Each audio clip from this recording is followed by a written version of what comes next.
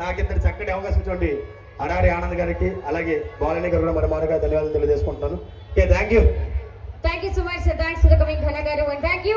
ఇంకై మాత్రం లేట్ చేయకుండా బాకి మీ అందరి కోసం మన జబర్దస్త్ ఫ్రెండ్స్ అందరూ కూడా ఒక వండర్ఫుల్ స్కిట్ తో మీ అందరిని ప్రెజెంట్ చేయడానికి వాడుకున్నారు. సో ప్లీజ్ వెల్కమ్ కంటిన్యూ చేయండి సార్. హరిత గారు